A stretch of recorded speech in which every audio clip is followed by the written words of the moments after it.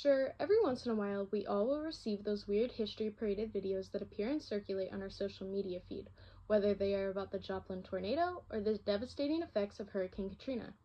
But what about the Chernobyl disaster? I mean, what do we as a society really know about it? What went wrong? To start, we first have to delve into what caused the fateful tragedy. On April 26, 1986, the number 4 reactor in the Chernobyl nuclear power plant exploded as a result of a failed safety test. As the less experienced night shift workers were attempting a routine test, they began decreasing the power of the reactor, and in turn they shut off the reactor's main cooling system. While continuing the test, the power dropped to what was considered a substantially unstable amount for the reactor.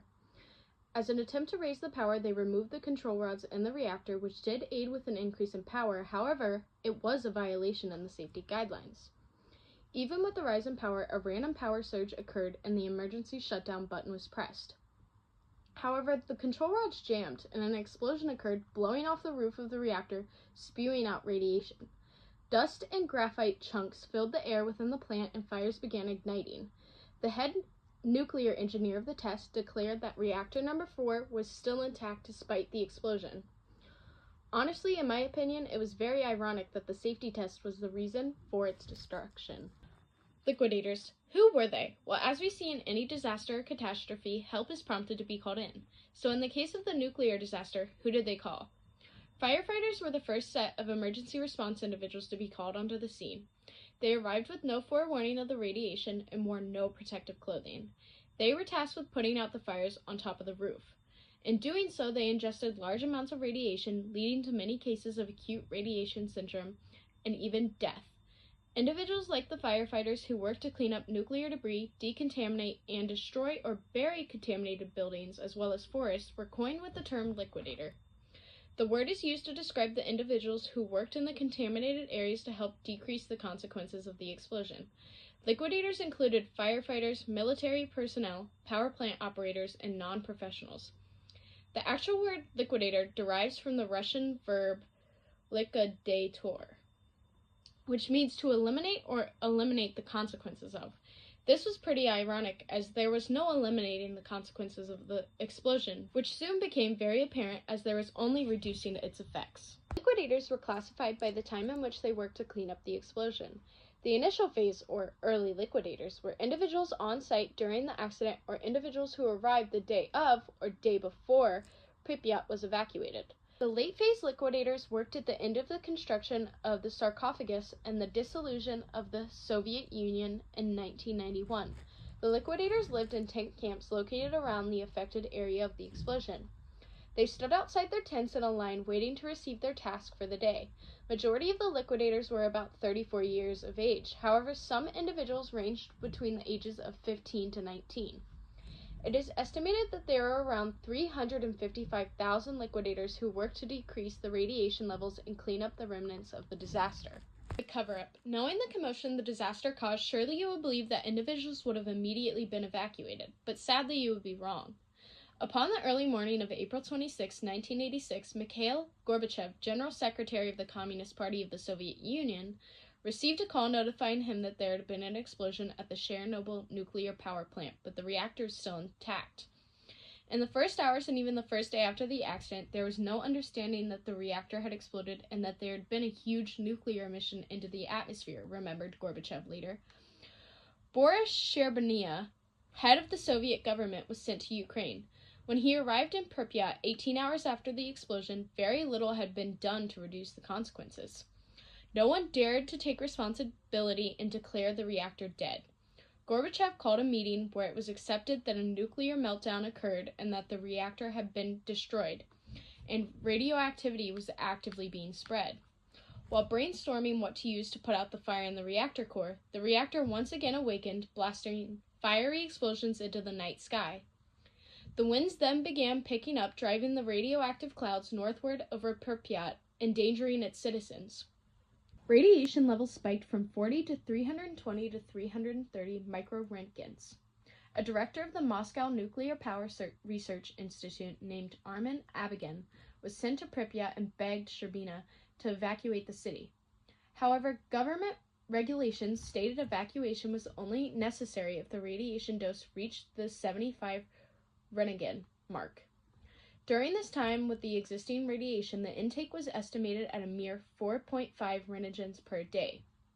Residents heard rumors about the explosion but were never notified. Workers at the nuclear site were forbidden from telling their families and friends any information about the explosion. In an attempt to keep the disaster a secret, phone lines were cut to keep information from being spread. It wasn't until 36 hours after the explosion, aka April 27th, that an evacuation was ordered. During this time, locals were given no information about the disaster, nor any instructions on how to keep themselves and their children safe from the radiation. They were told only to bring their documents and belongings with them, and that there would be buses and trains to take them to Slavutich. On April 26, radiation levels registered in the range of 14 to 140 milliroentgens per hour, but on April 27th, the levels had risen to between 180 and 300 milliroentgens. The children were sadly very susceptible to the effects of the radiation. A mere 3,000 cases of thyroid cancer were registered in children by the 1990s. Radiation from Chernobyl spread to as far as Europe. About 40% of Europe was contaminated by the radiation. Some of the countries included Austria, Finland, Sweden, Norway, Switzerland, Romania, Great Britain, Germany, Italy, France, Greece, Iceland, and Slovenia. The elephant's foot. Months after the explosion, liquidators ventured their way into the basement below the dead reactor. That is when they discovered what is now referred to as the elephant's foot. Well, for many of you, and me alike, you may be thinking, what the heck is the elephant's foot? To understand what the elephant's foot is, we first have to learn how it was formed. When the reactor initially overheated, steam blasted it apart. When steam, heat, and the nuclear fuel combined, it formed an 100-ton flow of searing hot chemicals that leaked through the concrete floor into the basement where it solidified. The elephant's foot is composed of a small amount of nuclear fuel. The rest of it is made of sand, uranium, and melted concrete. The blob is coined the name of the elephant foot due to its large size, shape, and texture. When discovered, the mass was found to still be searing hot and emitting extreme levels of radiation. When it was first measured, the elephant's foot released 10,000 rentgens per hour. This amount was comparable to that of 4.5 million chest x-rays. It is said that being in the vicinity of the elephant's foot for at least 5 minutes would cause an individual to die within 48 hours of the visit. The elephant's foot emits less radiation than it once did. However, it still poses a large threat to anyone who gets too close. Invisible death. What was the invisible death, you may ask, and why was it called invisible? The invisible death, as it was referred to, was a code word for radiation. It was ghastly feared by individuals as they would have no way of knowing if they had come in contact with it until it was too late. During this time, there was no cure or preventative to combat radiation poisoning. Due to this, many individuals watched as their friends and families dropped dead like flies. They either fell to the fate of radiation poisoning or different forms of cancer. Children during this time had the highest death toll. One survivor of Chernobyl even stated, "Whenever it rained, the leaves would turn white, and in some ways, they would dissolve a little bit." The area where we lived afterwards wasn't really much affected, but pretty much the area that's close to Chernobyl was really affected. And I would see a lot of people that were sick with cancer. Mr. Yuri Litvinov. The exclusion zone. How long will it be inhabitable? Knowing what you do know now, you may be wondering, can people live in Chernobyl? Is that even a possibility? Well, technically you can. It is just highly advised not to. However, it is illegal to live in the exclusion zone. Well, what is the exclusion zone, you may ask? The exclusion zone is the disaster area that was cornered off and isolated. The piece of land measures 1,040 square miles and is considered the most severely affected area following the disaster. Scientists have declared that the area would be safe after 3,000 years, while others say it could be up to 20,000 years before anyone can inhabit the reactor site. Some areas largely escaped radioactive fallout and are not dangerous to visit or work in, while other areas remain heavily contaminated with a potpourri of radionuclides like cesium-137, strontium-90, and plutonium-241, and will remain uninhabitable for centuries, if not millennia. Tim Masu, professor of biological science at the University of South Carolina, said. Before the evacuation of Pripyat, Chernobyl was home to 14,000 people. Even with the evacuation order, some individuals stayed while others illegally returned to their homes in the exclusion zone. Animal mutations. Now that you've learned the radiation levels cause cancer and death in humans, you may be wondering, what does it do to animals? Well, to begin, many domesticated animals, specifically cattle and pigs, began showing signs of mutation as a direct result of the radiation. These mutations included facial malformations, extra appendages, abnormal coloring, and reduced size. Cows that were exposed to contaminated food and radioactive fallout were found to produce radioactive milk. Furthermore, health and reproduction of wildlife diminished drastically following the disaster. Today, however, a diverse range of wildlife can be found within the exclusion zone, including Przewalski horses, wolves, badgers, swans, moose, elk, turtles, deer, foxes, beavers, boars, bison, mink, hares, otters, lynx, eagles, rodents, storks, bats, and owls. These animals are all radioactive as they consume radioactive food and reproduce less offspring as well as mutated offspring.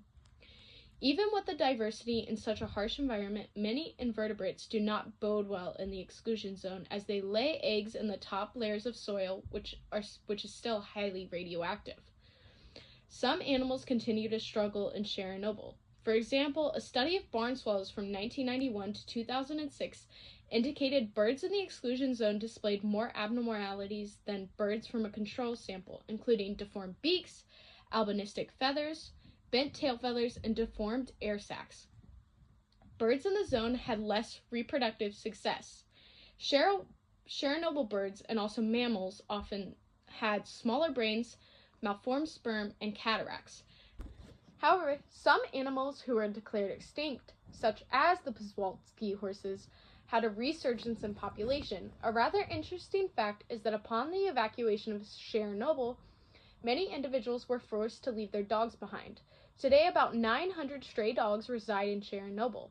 These dogs are tagged, vaccinated, and get radiation tracker collars put on by scientists to map out radiation levels in Chernobyl. Just as the other animals, these dogs are highly radioactive and are advised for individuals to not pet them to avoid radiation exposure. Is the produce in milk in Chernobyl still radioactive? Just like the animals and people who inhabit Chernobyl today, the milk and produce in which they consume is still highly radioactive. Milk from villages over 150 miles away from the exclusion zone is presumed to be 5 times more radioactive than what is considered safe. Many scientists believe these levels will not subside to what is considered safe until about 2040. The safe limit for radiation is approximately 1.6 becquerel per cubic inch for adults and 0.7 for children. However, samples show levels of 8.2 becquerel per cubic inch. While levels of soil contamination are not that high, high levels of radiation, calcium, continue to accumulate in milk and other foods. This means individuals in the villages are consuming radiation on a daily basis, including children who are very susceptible to the radiation. A glimpse into Chernobyl. What does it look like today? This leads us to present-day Chernobyl. You may be wondering what Chernobyl looks like now. Well, to begin, the Chernobyl nuclear power plant still currently stands, but with a concrete arched tomb that surrounds it. The capsule is known as the sarcophagus and was built in November 1986 as a quick emergency measure in order to keep radiation emissions inside the building itself. However, a new safe confinement is encapsulated around the sarcophagus to prevent weather wear and harsh climate from impacting the structure's stability. In Chernobyl, there are now currently a mere 130 to about 150 individuals who currently reside in the exclusion zone. These individuals, while constantly in contact with radiation, have shown no signs or symptoms of illness living in such close proximity to the disaster. This is likely due to the lessened radiation emissions in the city. However, radiation levels are still very present and high. These levels range based on location, but it is illegal for children to reside in Chernobyl due to the radiation's impact on their health. Abandoned buildings and structures lay spread across Chernobyl, crumbling. These desolate buildings stand as a constant reminder for what was lost in the tragedy. Hundreds of thousands of individuals' lives and home lives were uprooted as they were forced to relocate. Even more succumbed to illness and even death. With such an immense impact due to the tragedy, whether it be animal mutations, cancer cases, or the irreversible damage due to the cover-up, one thing is certain. Worker negligence and failed safety infrastructure was the lasting result of a highly preventable catastrophe. This treacherous disaster, however, did pave the way for improved safety measures and procedures in nuclear safety.